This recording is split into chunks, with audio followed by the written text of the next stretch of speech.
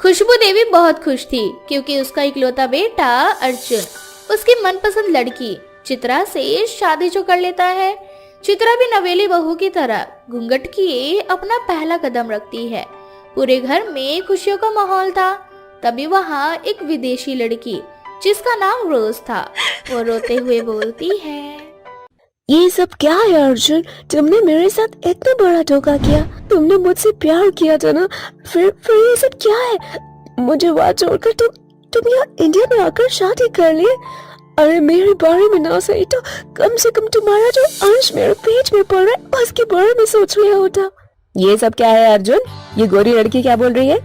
माँ ये वही है जिसे मैं प्यार करता था, लेकिन आपको ये मंजूर नहीं था। अच्छा, तो तू है वो जो मेरे घर बहू बनने के सपने देख रही है? देख लड़की, मैं तुझे पहले ही बता देती हूँ, मेरे बेटे की शादी हो चुकी है और मेरे घर में आई खुशियों को भंग करने की जरूरत नहीं है। अरे हर किसी का शादी से पहले चक्कर चलता है, वैसे मेरे बेटे का भी चल रहा था। अब उसकी शादी हो चुकी है और वो अपनी लाइफ में आगे बढ़ चुका है। अब यहाँ से जा सकती है तू, तेरा यहाँ पे कुछ भी नहीं है। आपके बेटे का बच्चा मेरे पेट में पल रहा है और आप बोल रहे हैं कि मेरा यहाँ कुछ नहीं है। अगर आपके बेटे को मुझसे मेरे साथ नहीं रहना था या फिर मेरी रिस्पॉन्सिबिलिटी नहीं उठा सकता था तो उसने मेरे साथ ऐसा क्यों किया? इसने मुझसे शादी क्यों की और मुझे प्रेग्नेंट भी कर दिया? अब ये रिस्पॉन्सिबिलिटी कौन निभाएगा? कैसे मान लूं कि ये बच्चा मेरे बेटे का है? तुम जैसे अंग्रेजों का कोई भरोसा नहीं, किसी के नहीं होते हो तुम लोग। और चुपचाप यहाँ से चली जा वरना तेरी चुटिया पकड़कर तुझे बाहर फेंक दूंगी। देखो जो हुआ उसे भूल जाओ और यहाँ से चली जाओ। तुम्हें जो करना है तुम कर लो, लेकिन मैं अपनी माँ के खिलाफ नहीं जा सकता। देख लिया, ये मेरा बेटा है, जैसा मैं बोलूंगी वैसा ही करेगा। इसे अगर तुझे रखना होता तो कब का मेरे खिलाफ जाकर तुझे इस घर में ले आता। लेकिन अफसोस कि ये मेरा बेटा है, किसी और का नहीं, जो अपनी फैमिली के खिलाफ जाकर शादी करके ले आए। खुशबू गुस्से में रोज को घर से भगा देती है। यूं ही रोज सड़कों पर अपनी रात बिता देती है। तभी वहाँ एक औरत आती है। उसकी हालत देखकर वो औरत उससे पूछती है, क्या हुआ बेटा, इतनी रात को तुम अकेले ही क्या कर रही हो और इतना रो क्यों रही हो? सब ठीक तो है ना? मुझे अपनी परेशानी बताओ, क्या मैं तुम्हारी मदद कर सकती हूँ? बेचारी रोज रोते हुए अपनी सारी बात उस औरत को बताती है। इसे सुनने के बाद वो औरत रोज से बोलती है, कहते हैं ना, जब घी सीधी उंगली से ना निकले तो उंगली टेढ़ी करनी पड़ती है बेटा। अगर तुम्हारे पास अर्जुन और तुम्हारी शादी की डॉक्यूमेंट्स हैं, तो ये तुम प्रूव करके पुलिस स्टेशन में दिखा सकती हो और कानूनी तौर पर तो तुम अपने ससुराल में हक भी ले सकती हो। कभी कभी क्या होता है कि खुद को स्ट्रांग बनाना पड़ता है। और मेरी बात मानो, अपने बच्चे के लिए और अपने लिए लड़ाई तुम खुद लड़ो बेटा। लेकिन मैं अपने ससुराल वालों को इस तरह से तकलीफ में नहीं देख सकती। ये तो तुम्हारा बड़प्पन है बेटा कि तुम विदेश में रहकर भी ऐसी सोच रखती हो। एक काम करो, पहले अपने ससुराल जाकर बात करो और उनसे समझाओ। अगर वो तुम्हारी बात नहीं मानते तो तुम्हें मजबूरन ये कदम उठाना पड़ेगा। बाद में फैसला तुम्हारे हाथ में है। ऐसे ही अगली सुबह रोज फिर से अर्जुन के घर जाती है और वहाँ जाकर कहती है, अर्जुन, मैं तुम्हें और तुम्हारी फैमिली को मुश्किल से 1 हफ्ते का समय देती हूँ।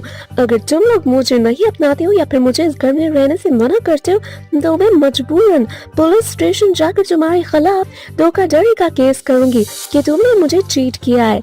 उसके बाद तुम्हें क्या सजा मिलेगी और तुम्हारी फैमिली का क्या होगा वो तुम खुद ही सोच लो। ये सुनने के बाद अर्जुन की पूरी फैमिली डर जाती है। उसे मजबूरन रोज को अपनाना पड़ता है।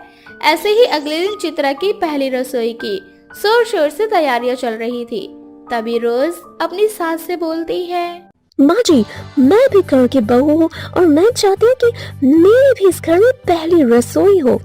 तेरे बस की है ये सब करना? और मेरी जो बहू है ना, इंडियन कल्चर को अच्छे से समझती है, उसे पता है कैसे क्या करते हैं। तुझे तो कुछ भी नहीं पता। खामखा मेरा मजाक बनाने की जरूरत नहीं है। मेरे रिश्तेदारों के सामने बहुत सारे रिश्तेदार आने वाले, सारा खाना मेरी चित्रा बहू बनाएगी। मैं नहीं चाहती कि कुछ भी गड़बड़ करे तू, जिस वजह से मेरी और मेरी बहू की बदनामी हो। ऐसे ही अगले दिन चित्रा रसोई में जाती है। गुस्से में मुंह बनाते हुए वो बोलती है, इस बुढ़िया ने तो नाक में ही दम कर दिया है। चित्रा बहू करती रहती है सारा दिन। मैं भी तो इंसान हूँ ना, इतने सारे लोगों का खाना एक साथ कैसे बनवाऊंगी? ऊपर से मेरी ये जो सौतन है, इसे कुछ करने ही नहीं दे रही मेरी सास। जैसे ये तो आराम फरमाने के लिए आई है। एक काम करती हूँ, रोज को बुला लेती हूँ, उसके साथ ही खाना बनाऊंगी। चित्रा रोज को बुलाती है, लेकिन उससे पहले ही वहाँ पर रोज आ जाती है और रोज चित्रा से बोलती है, तुम ना बिल्कुल टेंशन मत लो, मुझे खाना अच्छे से बनाना आता है। और हाँ, किसी को बताना मत कि ये खाना मैंने बनाया, वरना माँ जी को बुरा लगेगा। ये पहली रसोई तुम्हारी है और इसमें नाम तुम्हारा ही होना चाहिए। यार तुम कितनी अच्छी हो, सच में अर्जुन ने तुम्हारे साथ बहुत गलत किया। जिस दिन माँ जी और अर्जुन को पता चलेगा ना कि तुम कितनी अच्छी हो, उस दिन वो दिल से तुम्हें स्वीकार कर लेंगे। अच्छा यार जल्दी से खाना बनवा दो, वरना ये रिश्तेदार ना सर फोड़ देंगे हमारा। इस तरह से रोज सारा खाना अकेले ही बनाकर झटपट तैयार कर देती है। थोड़ी ही देर बाद चित्रा सभी रिश्तेदारों को खाना परोसने लगती है। सभी रिश्तेदार खाना खाने के बाद चित्रा की बहुत तारीफ करने लगते हैं। तभी चित्रा उन सबके सामने कहती है, सच बताऊं तो इस तारीफ की असली हकदार मैं नहीं, बल्कि मेरी छोटी बहन रोज है। सारा खाना उसी ने बनाया है। भले ही वो विदेश की है, लेकिन हर काम में निपुण है। घर का काम काज, बड़ों का मान सम्मान कैसे किया जाता है, सब कुछ इसे पता है। मैं तो इंडिया में रहकर भी इंडियन कल्चर को अच्छे से समझ नहीं पाई, यहाँ तक कि मुझे अभी अच्छे से खाना बनाना नहीं आता। मैं बहुत ज्यादा परेशान हो चुकी थी, लेकिन रोज ने मेरी मदद की। रोज बहुत समझदार और बहुत गुणी है। सच कहा है किसी ने, इंसान हिंदू हो। अर्जुन को भी अपने किए पर पछतावा होता है और वो रोज से माफी मांगता है, जिसके बाद रोज उन सबको माफ कर देती है।